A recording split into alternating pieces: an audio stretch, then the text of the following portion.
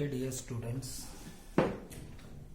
Standard 12 economics में एक chapter हमने सक्सेसफुली कंप्लीट किए हैं। अब 9th करने जा रहे हैं, that is regarding foreign trade. Okay, trade means what? Business which involves exchange of goods, जहाँ गुड्स का एक्सचेंज होता है, सर्विस, टेक्नोलॉजी, कैपिटल, रिसोर्सेज, फिर हमारा इंटेलेक्चुअल प्रॉपर्टी।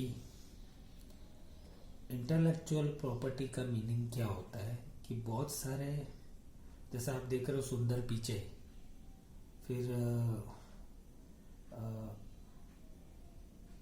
बहुत सारे ऐसे इंटरनेशनल लेवल पे जो काम करते हैं, जैसे सुंदर पिचाई की नाम मैंने दिया, सीईओ है गूगल के, है इंडियन के। It's a brain of India which roamed to foreign country. जो फॉरेन कंट्री चले गए, तो that is a part of intellectual property. Okay, क्योंकि वो अच्छे फ्यूचर के लिए वहां गए। तो कोई भी ऐसा बिजनेस जहां material, ideas, technology, capital, goods, services का एक्सचेंज होता है beyond our country is called international या तो फॉरेन ट्रेड। ओके, तो there are two types of trade, internal यानी कि domestic trade and foreign trade. तो trade which take place within geographical boundary of a nation, जो हमारे देश के अंदर ही हम ट्रेड करते, गुड्स हो, सर्विसेज हो, रिसोर्सेज हो, कैपिटल, टेक्नोलॉजी या इंटेलेक्चुअल प्रॉपर्टी, हमारे ही कंट्री में एक जगह से दूसरी जगह पे हम ट्रांसफर करते हैं, कोई गुड्स, सर्विस या जो भी मैंने आपको बताया। तो ऐसे ट्रेड को क्या कहते हैं? इंटरनल ट्रेड यानी कि डोमेस्टिक ट्रेड। फॉर एग्जाम्पल, अब गुजरात में से अपने कोई चीज को ट्रांसपोर्ट किया आसाम में, तो आसाम और गुजरात दोनों they are the part of India, हमारे देश के अंदर ही ट्रेड हो रहे हैं। तो ऐसे ट्रेड को क्या कहेंगे हम? Domestic trade. Now what is the meaning of international trade? यानी फॉरेन ट्रेड यानी वेयर द ट्रेड एक्टिविटी, ये जो बिजनेस की एक्टिविटी है, that take place outside the geographical boundary of a country. हमारे देश के बाहर अगर कोई ट्रेड हो रहा है तो उसको हम क्या कहते हैं? International trade. एग्जाम्पल, आज इंडिया कोई भी प्रोडक्ट गल्फ कंट्री में बेचता है, सऊदी अरेबिया फॉर एग्जाम्पल, वहाँ हम इडिबल मटेरियल बेचते हैं, जैसे स्पाइसिस है, गेहूं है, चावल है, जो भी है। तो ये हमने भेजा गल्फ कंट्री में, सऊदी अरेबिया में, तो वो हमारे कंट्री के बाहर दूसरे देश को भेजा है, दैट इज इंटरनेशनल ट्रेड। या तो हम वहां से ऑयल और पेट्रोलियम इंपोर्ट कराते हैं, तो ये कैसा ट्रेड हुआ? इंटरनेशनल यानी कि फॉरेन ट्रेड। नाउ क्या कारण है, क्यों हमें ये, what is the reason of international for international trade? क्यों हमें इंटरनेशनल ट्रेड करना पड़ता है? क्यों हम हमारे देश में बिजनेस नहीं कर सकते? Why, what are the reason? तो मेन सबसे पहला रीजन क्या? Difference in factors endowments in various countries. अलग अलग देश में अलग अलग फैक्टर्स होते हैं। कुछ चीजें ऐसी होती है, जैसे ऑयल और पेट्रोलियम, मैंने बोला हमारे हिंदुस्तान में है, लेकिन इतना अबंडेंट में नहीं जितना गल्फ कंट्रीज के पास है। गल्फ कंट्रीज के पास पानी नहीं है, या तो फिर वहाँ एग्रीकल्चर सेक्टर डेवलप नहीं है उतना, क्योंकि वहाँ क्लाइमेटिक कंडीशन रेगिस्तान है। तो ये सब चीजों का कमी होने के वजह से हमें ये ट्रेड इमर्ज होता है। यहाँ लिखा है different countries are endowed with different factor of production. अलग अलग कंट्रीज के पास अलग अलग फैक्टर्स एंडोड है, यानी कुदरत के वजह से उनको मिले हुए इन डिफरेंट प्रोपोर्शन। कहीं पे जैसा हमारे पास ऑयल पेट्रोलियम में लेकिन कम है, गल्फ में ज्यादा है, हमारे यहाँ पानी की भरपूर सुविधा है, वहां कम है।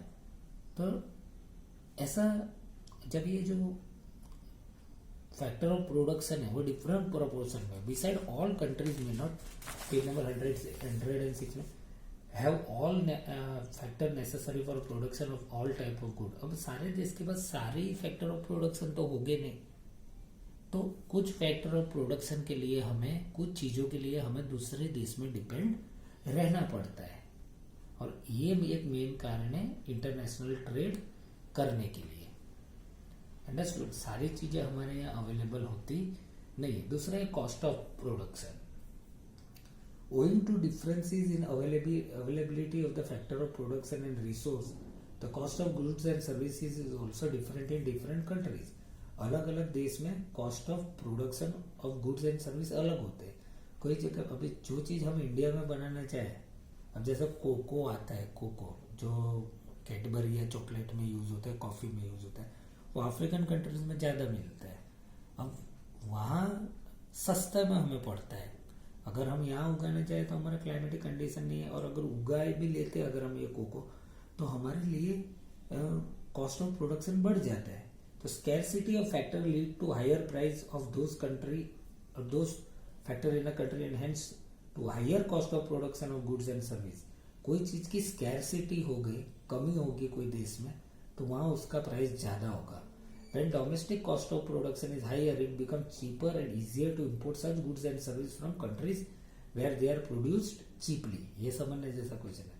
जब डोमेस्टिक घरेलू देश में, हमारे देश में जब कॉस्ट ऑफ प्रोडक्शन कोई चीज का बहुत हाई होता है, जैसे मैंने बोला कि कोको का प्रोडक्शन करना हमारे लिए कॉस्ट ऑफ प्रोडक्शन बहुत हाई है, लेकिन हम अफ्रीका से मंगाते तो वो हमारे लिए चीपर है, सस्ता हो जाता है।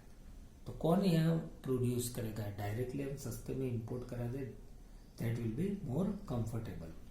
दूसरा है टेक्नोलॉजिकल प्रोग्रेस। अब सारे कंट्रीज जो है टेक्निकली इतने साउंड नहीं है। All countries do not achieve the same level of technological progress. हर एक देश के पास टेक्नोलॉजी सेम होती नहीं। Some countries are expertise in some type of technology while other possess greater ability in another type of technology. अब जैसे China से हम कोई चीजें मंगाते हैं, इलेक्ट्रॉनिक आइटम, तो बहुत सस्ते में मिलता है। कोई भी आइटम अगर आप चाइना से इंपोर्ट कराते हो जो इलेक्ट्रॉनिक, वो आपको बहुत चीप रेट में मिलता है, और वही वहाँ उसका प्रोडक्शन जाता है। तो इंडिया के अंदर मशीनरी है, मैन्युफैक्चरिंग प्रोडक्शन है, जैसे हैवी इंडस्ट्रीज है, जो अलग टेक्नोलॉजी में हमारा कंट्री का एक्सपर्टाइज है। उसी तरह चाइना का, अमेरिका का, हर एक कंट्री का एक अलग अलग एक्सपर्टिज्म होता है। Every country does not possess equal efficiency in production of all types of goods, hence trade in goods and services takes place between countries. हर एक देश इक्वल एफिशिएंट नहीं होते। जैसे चाइना बहुत सारे मोबाइल बना सकता है अलग अलग, जो हम नहीं बना सकते। अगर आप देखना चाहो तो चाइनीज टेक्नोलॉजी जो है वो हम बना, अभी आप जो भी देख रहे हो, रेडमी है, वीवो है, ओप्पो है, जो भी आप लोग यूज कर रहे हो, तो दैट इज व्हाट, ये सब कहाँ बनते हैं? ये सब चाइना में बनते हैं, क्योंकि वहाँ इतना चीप में, इतना बल्क में प्रोडक्शन, जितना ज्यादा मात्रा में आप प्रोडक्शन करो उतना आपको कॉस्ट ऑफ प्रोडक्शन आपका उतना सस्ता हो जाता है। फिर है division of labour and specialised and specialisation. यहाँ लिखा है labour productivity and dexterity in each country is different. Beside entrepreneurial efficiency is also different. Hence differences in division of labour and specialisation are found to exist between countries. अलग अलग देश में labour का productivity जो है वो अलग अलग होता है। कोई जगह पे एंटरप्रेन्योरशिप की एफिशिएंसी अलग होती है, एंटरप्रेन्योर यानी जो बिजनेस मैनेज करता है वो एफिशिएंसी अलग होती है। तो ये जो एक्सपर्टाइजेशन और स्पेशलाइजेशन और लेबर का डिवीजन है वो अलग अलग होता है।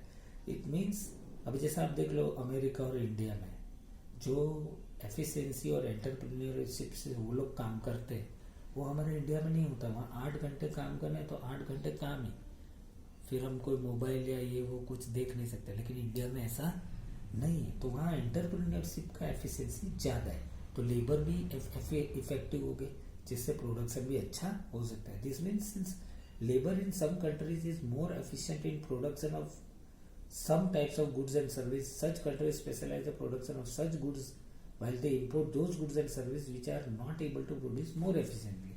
जो कंट्री जिसके जो भी चीज का प्रोडक्शन करने में एफिशिएंट है, कोई भी गुड्स या सर्विस का प्रोड्यूस करने में एफिशिएंट है, वो उसको क्या करेगा, एक्सपोर्ट करेगा, और जिसमें उसकी एफिशिएंसी नहीं है, जो गुड्स और सर्विस में, वो बाहर के देश से अपने देश में इंपोर्ट करेगा।